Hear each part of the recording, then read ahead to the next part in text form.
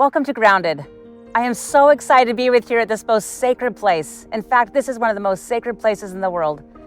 This is Palmyra, New York, where Joseph Smith saw God the Father and his son, Jesus Christ, in this beautiful sacred grove behind me. This is a place that Joseph Smith Sr. and Lucy Mack Smith came to raise their family. This is a place where this most humble and favored family of the Lord came to learn more about God, to be refined by what God would have them become, and to be able to draw closer together. This is a place where this incredible family set an incredible example for all who would learn and teach and understand and learn for themselves the truths of the gospel of Jesus Christ. Today, as we focus on these scriptures, we are going to look at three specific principles. First, we're going to study how Joseph Smith learned for himself and how we too can learn for ourselves as we see, hear, and feel the teachings of God.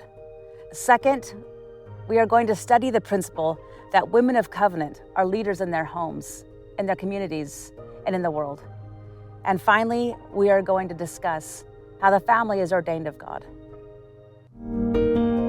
Welcome to Grounded, where women and men of all ages, nationalities, and backgrounds gather together with me, Barbara Morgan Gardner, and my guests as we strive to gain a bedrock understanding of the life and teachings of Jesus Christ and become more like him. We are here in one of the most sacred and important places in the world is located. This is the Lucy Mack and Joseph Smith farm. It is here where they raised their family. It is here where they were refined. It is directly behind me where Lucy Mack Smith writes that she goes to pray to her father, to understand the things of her family and receive help. It is also here where Joseph Smith, following the example of his mother, went to this sacred grove and had the vision of both the Father and the Son. It is here where we learn the important doctrines of the gospel of Jesus Christ. And it is here that we learn that Joseph Smith and all of us can learn for ourselves. We're going to look at Joseph Smith history, chapter 1, verse 4, where Joseph describes his own family. This is the 1838 edition. He says this. He says his family consisted of 11 souls, namely my father, Joseph Smith, my mother, Lucy Smith, whose name previous to her marriage was Mack, and my brothers Alvin, who died November 19th, 1823, in the 26th year of his age. Hiram, myself, Samuel Harrison, William Don Carlos, and my sisters Sophronia, Catherine, and Lucy. This family, according to Brigham Young, was one of the most important families in the world. Brigham Young stated, "The Lord had his eye upon Joseph Smith, and upon his father, and upon his father's father, and upon their progenitors clear back to Abraham, and from Abraham to the flood, from the flood to Enoch, and from Enoch to Adam. He watched that family and that blood as it circulated from its fountain to the birth of that man. I will also say that the Lord had his eye upon Joseph Smith's mother's family, Lucy Mack Smith, and her father, and her mother, and her mother. The story of this wonderful occurrence in this wonderful family is a story of a woman and a man, a marriage, allowing this family to raise this young man, to marry a wife, and to create a family. We are going to be talking about this important family as we continue throughout this story. It was Elder M. Russell Ballard who said the following: Father and Mother Smith experienced personal setbacks, forcing them to move their family numerous times before finally giving up on New England. Because the family was united, they survived these challenges and together faced the daunting task of starting over again on a 100-acre wood tract of land in Manchester, near Palmyra, New York. As Joseph continues in his story of the Joseph Smith history, he talks about this important search for this faith. He talks about how many of the people in verse 6 were more pretended than real. I can only imagine what it was like for this young man, this youth, trying to find truth when in reality, people were not telling him the truth. People were more pretended. Sometimes I wonder in my own life how I teach truth. Am I pretended or am I real? Am I finding truth or am I finding false claims? Do I recognize truth? Can I find it for myself? And am I teaching it?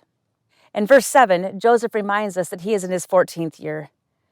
In verse 8, he tells us that he is searching for this truth and that his feelings were deep and often poignant.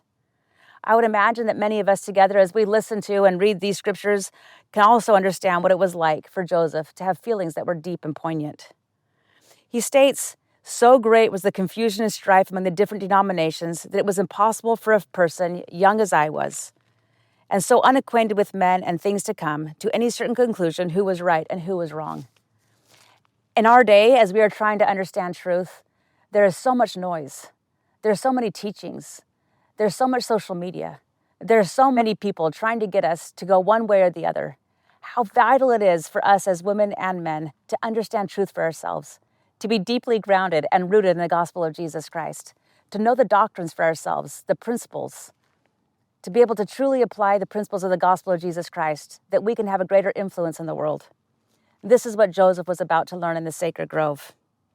In fact, as he was trying to understand the many errors and different reasons that people were giving, he remembered once hearing James chapter 1, verse 5. He says this in verse 10. In the midst of the war of words and tumult of opinions, I often said to myself, what is to be done? Who of all these parties are right? Or are they all wrong together? If any of them be right, which is it, and how shall I know it? As a professor, as a mother, as a neighbor, as a sister, I cannot tell you how many times I have heard women say something very similar to this. What is to be done? Who of all these parties are right? Are they all wrong together? If any of them be right, which is it, and how shall I know it? Joseph continues, while I was laboring under the extreme difficulties caused by the contest of these parties of religionists, I was one day reading the epistle of James, 1st chapter and 5th verse, which reads, if any of you lack wisdom, let him ask of God, who giveth to all men liberally, and upbraideth not, and it shall be given him. He continues to say that never did any passage of Scripture come with more power to the heart of man than this did at this time to mine. It seemed to enter with great force into every feeling of my heart. Now notice these verbs. He says, I reflected on it again and again, knowing that if any person needed wisdom from God, I did. For how to act, I did not know, and unless I could get more wisdom than I then had, I would never know. For the teachers of religion of the different sects understood the same passages of Scripture so differently. Joseph decided that he either must remain in his confusion and his darkness and his insecurities, as it states in verse 13, or he needs to do what James taught. He needed to ask God. I love that Joseph Smith understood the Scriptures. I love that he understood these principles. If you want to know truth, ask God. If you want to learn for yourself, ask God. This is exactly what Joseph did. In fact, he says that this is the first time he went to this grove and he decided to pray aloud. Joseph thought it was important to know for himself, and therefore he decided that he would ask God. What an important principle for all of us to learn, that if we want to know for ourselves, we must do as Joseph did. We must ask God. In fact, it wasn't just asking God. Joseph teaches us in verse 14 that this was the first time that he had prayed vocally. President Holland recently taught members of the church the importance of praying vocally.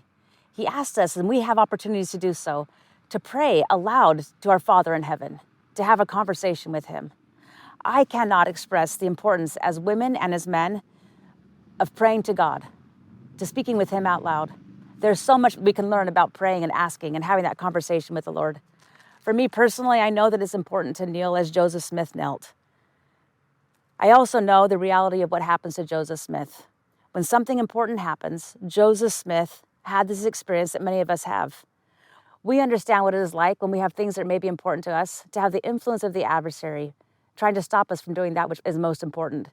Joseph describes that he was seized upon by the power which entirely overcame him and had such an astonishing influence over him to bind his tongue so that he could not speak.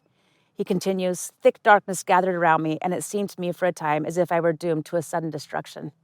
And what happens after this darkness? What happens after this influence of the adversary? He says that he exerted all his powers to call upon God to deliver him out of the power of his enemy, which had seized upon him. And at the very moment when he was ready to sink into despair and abandon himself to destruction, not to an imaginary ruin, but to the power of some actual being from the unseen world, who has such marvelous power as I had never before felt in any being, just at this moment. Now, I want to make it clear, one of the things that we learn from this Joseph Smith history is that Satan is real. Satan tries to stop us from progressing. As women and men, we need to understand that Satan will try to destroy that which is most important. Joseph continues, in this moment of great alarm, I saw a pillar of light, exactly above my head, above the brightness of the sun, which descended gradually until it fell upon me. It no sooner appeared than I found myself delivered from the enemy which held me bound. When the light rested upon me, I saw two personages, whose brightness and glory defy all description, standing above me in the air. One of them spake unto me, calling me by name, and said, pointing to the other, This is my beloved Son. It is in this very sacred grove that Joseph Smith saw God the Father and Jesus Christ. It is in this sacred grove that Joseph Smith was delivered from the enemy which had him bound. I want to point out in these very important verses that there are powers. Satan does have power. God and Jesus Christ have power. And whose power is more influential? Whose power will always win? God's. God will always win. It is also in this sacred grove where Joseph Smith learned for himself the truth of God.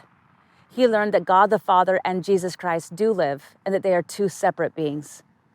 He understood the identity of God the Father. He understood the identity of Jesus Christ. He also understood the reality of Satan, and he also understood his own personal identity. In fact, it is here where Joseph Smith was called by name. Joseph, this is my beloved Son. Joseph continues in verse 18. My object in going to inquire of the Lord was to know which of the sex was right, that I might know which to join. No sooner, therefore, did I get possession of myself, so as to be able to speak, that I asked the personage who stood above me in the light, which of all the sex was right, and which I should join. I was answered that I should join none of them. How critical is it that Joseph Smith went into this grove with that question in mind? Which church should I join? I want to make it very clear as we continue to study throughout the Doctrine and Covenants, it's valuable for us to have questions, and it's also absolutely critical for us to be willing to act upon the answers to those questions. Joseph Smith went into that sacred grove with a question, which church should I join? But he left that sacred grove with answers, even more answers than the questions he had. He left that sacred grove knowing the true identity of God the Father and his Son, Jesus Christ. He left that sacred grove knowing something that the rest of the world did not know at this time, that these were two separate beings. He left that sacred grove knowing that he knew who he was, and that God the Father knew who he was, and Jesus Christ knew who he was. He knew that they knew him by name. He knew that they knew what questions he had, and he knew that they answered his prayers. How critical is it for each of us as we try to understand and try to become more grounded in the gospel of Jesus Christ, to study and know God the Father, to study and know Jesus Christ, to study and know our own identity, and to go to them with prayer, with the questions that we have, asking what we should do. What would thou have me do is a question that all women and all men can be asking. And I simply testify, just as Joseph Smith received answers from the Lord regarding himself and what he should do, we will also be guided continually by the Lord in knowing what we should do through his Holy Spirit. After Joseph Smith had this most incredible and powerful experience, he said the following in verse 20. When I came to myself again, I found myself lying on my back, looking up into heaven. When the light departed, I had no strength, but soon recovering in some degree, I went home. I love the phrase, I went home. As we are seeking to learn for ourselves, and as we are striving to help others learn for themselves, let's remember how important that phrase, I went home, is. It's in the home, the most important place that we learn for ourselves and we help others learn for themselves.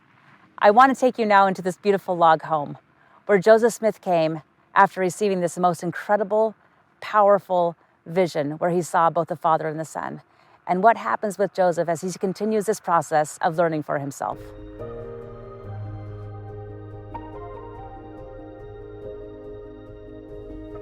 After the vision, Joseph says that he went home. We are now inside the Joseph Smith and Lucy Mack Smith home. I wanted to bring you here. I wanted you to feel this room. I wanted you to see the hearth that Joseph Smith leans up against. I wanted you to be in the place where Lucy Mack Smith was raising her young family. I wanted you to be able to feel and see and know for yourselves the experiences that this young family had. I wanted you to know what it is like for Lucy to be a mother of the prophet Joseph Smith.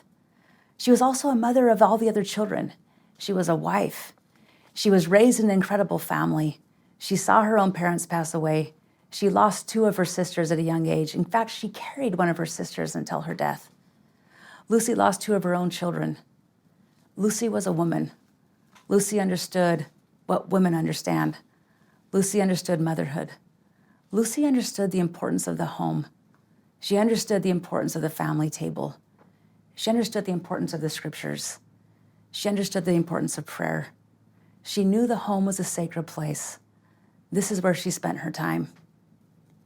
As we finish off this first principle and talk about learning for ourselves, I want to share with you just a couple of quotes. The first one is dealing with the what of Joseph learned. The second one is going to deal with the how. Joseph Smith says this, that there are three things that are essentially necessary for any rational and intelligent being to exercise faith in God unto life and salvation. The idea that God actually exists, a correct idea of his character, perfections, and attributes, and an actual knowledge that the course of life one is pursuing is according to the will of God. He continues, it is not good enough to simply know there is a God or believe in him, but we have to know him, and in so doing, we learn to know ourselves. In fact, it was the prophet Joseph Smith who taught, if men do not comprehend the character of God, they do not comprehend themselves. He continued, having a knowledge of God, we begin to know how to approach him and how to ask to receive an answer. When we understand the character of God and know how to come to him, he begins to unfold the heavens to us. This is exactly what happened to Joseph Smith in that sacred grove. He came to know God the Father, Jesus Christ, and himself. Of understanding the truth of himself, President Nelson declared, I believe that if the Lord were speaking to you directly, the first thing he would make sure you understand is your true identity. My dear friends, he continued, you are literally spirit children of God. You have sung this truth since you learned the words to I am a child of God. But is that eternal truth imprinted upon your heart? President Oakes then taught, the purpose of mortal life and the mission of the Church of Jesus Christ of Latter-day Saints is to prepare the sons and daughters of God for their eternal destiny, to become like our heavenly parents. It is this doctrine of identity that defines our potential destiny of godhood. If one does not correctly understand his divine identity, then he will never correctly understand his divine destiny, Elder Callister taught.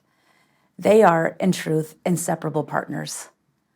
I just want to reiterate to all of us listening, that identity matters, that God does live, that he is married, that we have heavenly parents, that we have a Savior, Jesus Christ. They know us. They knew Joseph. They knew Lucy. They know Emma. They know us. They know you. That is one of the whats that Joseph Smith learned. Now to finish this first principle, I want to talk briefly about the how. In regard to the first vision, Joseph Fielding McConkie wrote the following. The prophetic effort of Joseph Smith did not center in sharing his spiritual experiences, but rather in the effort to qualify us to have our own spiritual experiences. The emphasis of his ministry was not on what he had seen, but on what we could see. Joseph invited us to check him by having our own sacred grove experience. The validity of an experience is if it can be repeated. A good seed not only bears good fruit, but it also bears the same fruits, regardless of who plants it. I simply testify that as we do what Joseph Smith did, as we follow the verbs that are here in the Joseph Smith history, as we think and ponder, as we study our scriptures, as we ask God vocally, quietly, as we take time to be quiet and find our own sacred grove, I testify that we will know him. I testify that we will receive answers to our prayers, whatever those questions may be. I testify that we will feel his spirit around us. I testify that we will be strengthened to be able to fulfill the measure of our creation as women and men in this world. I testify that we too, just as Joseph, will be able to learn for ourselves. This is God's true church. This is his sacred place. This is his sacred grove. And this is the home he came to. We too can learn in our own homes. And we can find our own sacred grove. As Joseph is coming home, he leans up to the fireplace and his mother inquires what the matter was. I like to think that Lucy Mack Smith was very aware of Joseph going out into that sacred grove. She knew her children. She knew the desires of their hearts. She was well acquainted with what they were thinking and feeling, just as mothers are. I like to imagine her sitting here or standing here in this room. Perhaps she was baking in this stove. Perhaps she was preparing the table. But I can imagine Lucy looking out this window. I can imagine her watching her young son, walking up or strolling up this path after having the most sacred experience of his life, after having seen the Father and the Son, and her just watching. She had walked out of her own sacred grove before, And now as a mother, she was watching her own son walk through this sacred grove up to her home. As he leaned against this fireplace, I'm confident Lucy understood what was happening. I'm confident Lucy knew that her son had learned for himself. In fact, M. Russell Ballard said the following regarding Lucy. He said, "I would like to pay tribute this morning to his mother. I've always thought how wonderful it was that when Joseph came home from the experience in the sacred grove and told his mother what had happened, Lucy Mack Smith believed him. She believed him. She had taught him. She had read the scriptures with him. She had prayed with him. She knew her son. She believed him." I find it fascinating that Lucy was the one that was there. I find it fascinating and wonderful that Lucy was the one who was able to ask the question, as a mother does, that allows the son to be able to say these words, "I have learned for myself." I also find it intriguing that Joseph was open with his mother, that they were able to have a conversation between a woman and her son, that he was open, that he was able to testify, that he was able to express his most inner feelings. At the beginning of the introduction of the Doctrine and Covenants, it makes the following statement. It says, "These sacred revelations were received in answer to prayer in times of need and came out of real-life situations involving real people." This was a real family. This was Lucy, and this was Joseph Smith Jr. I want to discuss just briefly the importance of women as we study and as we learn and as we meet people in our homes and throughout the world. Joseph Smith said to the Women of Relief Society, "If you live up to your privileges, the angels cannot be restrained from your associates." Sisters and brothers, I simply testify of the important role of women. I testify of the important role of women in the home and in the world. I testify that we have women in this world that are here to help all of us fulfill the measure of our creation. Gordon B. Hinckley said the following regarding women. "Let every mother realize that she has no greater blessing than the children who have come to her as a gift from the Almighty, that she has no greater mission than to rear them in light and truth, in understanding and love, that she will have no greater happiness than to see them grow into young men and women who respect principles of virtue, who walk free from the stain of immorality and from the shame of delinquency. I remind mothers everywhere," he said, "of the sanctity of your calling. No other can adequately take your place. No responsibility, no obligation more binding than that you rear in love and peace and integrity those you have brought into this world."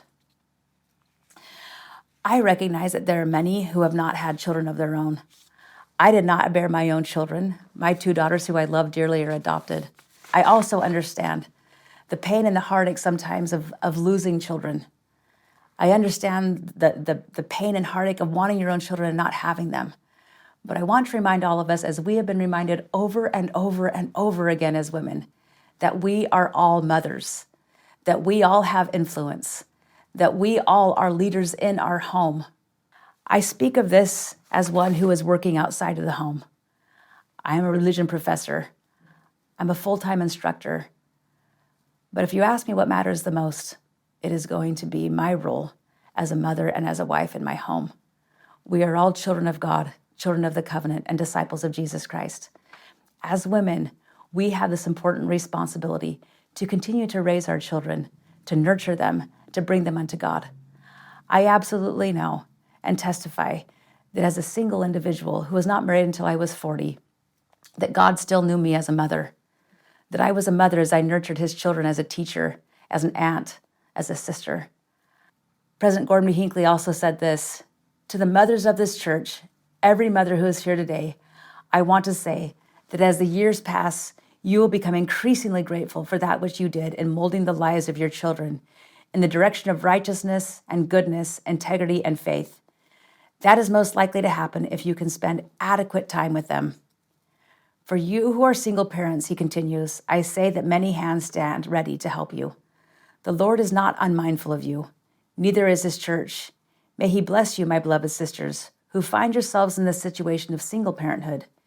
May you have health and strength and vitality to carry the heavy burden that is yours. May you have loving friends and associates to bear you up in times of trouble.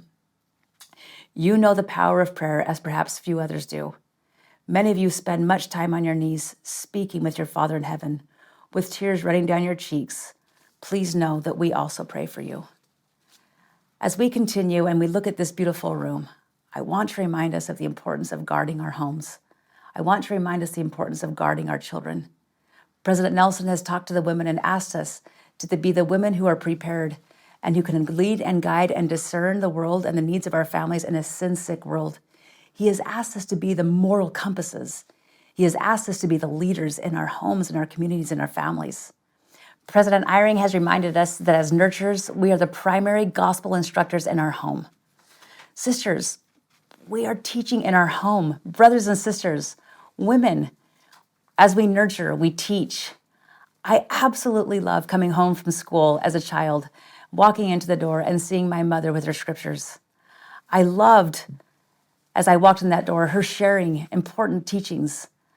I loved walking in and seeing her kneeling in the sacred rooms. I knew that she knew me. I knew that she was preparing for me. I knew that I was her number one priority, as well as my other siblings. In fact, I remember one day asking my mother, shortly before she passed away of brain cancer, Mom, was it worth it? Was it worth it for you to quit everything? Was it worth it for you to follow Dad, to be with him? Was it worth it to leave your education and many other identities and desires? To which she just simply laughed and said, I don't know, Barb. Are you worth it? That does not mean that we can't work as women outside of the home. It means that women's lives are ambiguous. It means that we have to decide for ourselves. It means, as Sister Julie Beck said, that we need to follow the Spirit and make decisions for our own lives. As we make those important decisions, I remind us, as of Lucy Mack, the importance of being home, the importance of reaching out, the importance of knowing our family, the importance of being the guardians of the home. I love in this very room this sacred nature of the table, of the hearth, and of the window. I love this statement as well. Mother is just another name for sacrifice. From the moment the wee, helpless babe is laid on the pillow beside her, mother daily, hourly gives of her life to her loved ones. It has been aptly said that the babes draw strength at first from her bosom, but always from her heart. All through the years of babyhood, childhood, and youth, even after the girls themselves become mothers and her sons, fathers, she tenderly, lovingly sacrifices for them her time, her comfort, her pleasures, her needed rest and recreation, and, if necessary, health and life itself. No language can express the power and beauty and heroism of a mother's love. I know that this is true. What a great statement from President David O. McKay. So mothers, how do we help our children? How do we help them to learn for themselves? And how do we learn for ourselves? With all of the love in my heart for the mothers in Zion, I would like to suggest 10 specific ways our mothers may spend effective time with their children. Number 1, be at the crossroads. 2, be a real friend. 3, read to your children. 4, pray with your children. 5, have weekly family home evenings. 6, be together at mealtimes. 7, read scriptures daily. 8, do things as a family. 9, teach your children. And then 10, love your children. I recognize in the crazy world today, some of these things may be more difficult than others, but I do simply testify of the important principle that he is trying to teach here. Be with your children, love your children, nurture your children, train your children. It was Neil A. Maxwell who said, when the real history of mankind is fully disclosed, will it feature the echoes of gunfire or the shaping sounds of lullabies? The great armistices made by military men or the peacemaking of women in homes and in neighborhoods? Will what happened in cradles and kitchens prove to be more controlling than what happened in Congress? When the surf of the centuries has made the Great Pyramids so much sand, the everlasting family will still be standing, because it is a celestial institution, formed outside telestial time. The women of God know this. No wonder the men of God support and sustain our sisters in their unique roles. For the act of deserting home in order to shape society is like thoughtlessly removing fingers from an imperiled dike in order to teach people to swim. I know and testify again of this important place. This place was not by coincidence. God wanted this home. God wanted this woman to be here as her son came to her and talked to her about this most extensive experience in your life. Eve was a mother. Mary was a mother. Lucy is a mother. As women, we are all mothers. And we have this great responsibility to be covenant leaders in our homes, in the world, for all eternity. As we continue this idea of women of covenant leading in the home, we cannot forget the importance of our principle number 3, which is that the family is ordained of God. In the Family Proclamation, delivered in 1995, we read the following: "We, the First Presidency and the Council of 12 Apostles of the Church of Jesus Christ of Latter-day Saints, solemnly proclaim that marriage between a man and a woman is ordained of God, and that the family is central to the Creator's plan for the eternal destiny of His children." They continue, "All human beings, male and female, are created in the image of God. Each is a beloved spirit, son or daughter of heavenly parents, and as such, each has a divine nature and destiny. Gender is an essential characteristic of individual premortal, mortal, and eternal identity and purpose." These teachings found in the Family Proclamation are some of those same teachings that Joseph Smith realized in the Sacred Grove. He knew that he was a son of God. He knew that he was important to them. In that moment, as he comes back to this family, as he comes back to his home, he understands even more than he did before the importance of family. I find it fascinating as you continue on in Joseph Smith history, verses 21 through 26, the result of Joseph Smith and what he had learned. He talks about how he reflected over and over again upon what happened to him. And he says in verse 23 that it caused great sorrow to himself. He says in verse 24 that he had beheld a vision. And then he says, "I felt much like Paul when he made his defense before King Agrippa and related the account of the vision he had heard when he saw a light and heard a voice, but still there were but few who believed him. Some said he was dishonest, others said he was mad, and he was ridiculed and reviled. But all this did not destroy the reality of his vision. He had seen a vision, he knew it, and all the persecution under heaven could not make it otherwise. And though they should persecute him unto death, yet he knew, and would know to his latest breath, that he had both seen a light and heard a voice speaking unto him, and all the world could not make him think or believe otherwise." And then Joseph continued, "So it was with me. I had actually seen a light, and in the midst of that light, I saw two personages." He then asks these questions. Why persecute me for telling the truth? I have actually seen a vision, and who am I that I can withstand God? Or why does the world think to make me deny what I have actually seen? And then he testifies again. I had seen a vision. I knew it, and I knew God knew it, and I could not deny it. Neither dared I do it. At least I knew that by so doing, I would offend God and come under condemnation. Joseph knew it. But in this case, so did his family. His family was ordained of God. He knew what he saw. His mother believed him. His father believed him. His brother Alvin believed him. His brother Hiram believed him. His sisters believed him. They all believed him. This was a righteous family. There has been so much said regarding the family in our day. But for some reason, this family in our day, the importance of the family is also being mocked. I love at the end of the Family Proclamation this warning. We warn that individuals who violate covenants of chastity, who abuse spouse or offspring, or who fail to fulfill family responsibilities will one day stand accountable before God. Further, we warn that the disintegration of the family will bring upon individuals, communities, and nations the calamities foretold by ancient and modern prophets. This home represents a family. The Doctrine and Covenants starts with a family. The Book of Mormon starts with a family. The Old Testament starts with a family. The New Testament starts with a family. You and I, we started with a family. Consider some of these quotes regarding family. This one from President Oaks. A most important difference in the functioning of priesthood authority in the family and in the church results from the fact that the government of family is patriarchal, whereas the government of the church is hierarchical. The concept of partnership functions differently in the family than in the church. The Family Proclamation gives this beautiful explanation of the relationship between a husband and a wife. While they have separate responsibilities, in these sacred responsibilities, fathers and mothers are obligated to help one another as equal partners. In this home, Joseph Smith Sr. and Lucy Mack Smith shared the responsibility of a home. Lucy was here talking to her son. helping him fulfill the measure of his creation and change the world. Joseph Smith Sr. was likely outside working, doing something to help prepare the family. Lucy also worked. She painted, she sold, she helped her family in difficult situations. Together, Joseph Smith and Lucy Mack Smith worked as a sacred responsibility for the benefit of this family. The Doctrine and Covenants is going to continue to teach us of this important family. The Doctrine and Covenants is going to teach us of the importance of men and women working together, until at the end of the Doctrine and Covenants, it is going to teach us how women and men become queens and kings, priests and priestesses.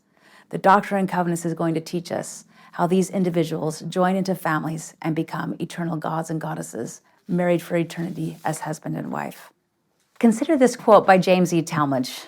When the frailties and imperfections of mortality are left behind, in the gloried state of the blessed hereafter, husband and wife will administer in their respective stations, seeing and understanding alike, and cooperating to the full in the government of their family kingdom. Then shall women be recompensed in rich measure for all the injustice that womanhood has endured in mortality. Then shall women reign by divine right, a queen in her resplendent realm of her glorified state, even as exalted man shall stand priest and king unto the Most High God.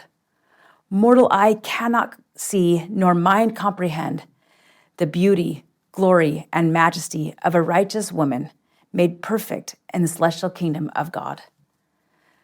I simply testify, as we are in this home today, that families do matter, that each of us plays an important role, that we really can learn for ourselves, that women can lead in the home as they make and keep sacred covenants.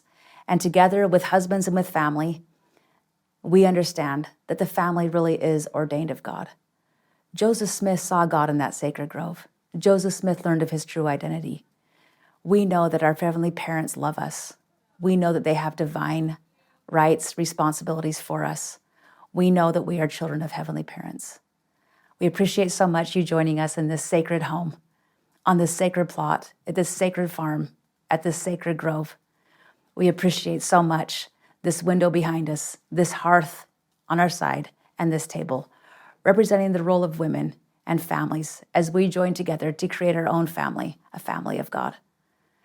We invite you to continue to listen to this podcast. We invite you to study on your own.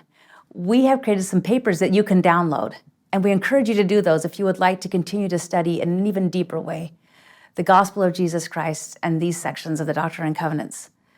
We know that Lucy studied, we know that Joseph studied, and we want to continue to encourage you to study. We also encourage you to share this podcast with others. We are right at the beginning of the Doctrine and Covenants. We're going to continue to study the importance of family, the importance of priesthood, the importance of learning for ourselves. We are going to continue to study so that we can become and fulfill the measure of our creation as gods and goddesses. We want you to have your own sacred grove experiences, and we will continue to do that with you.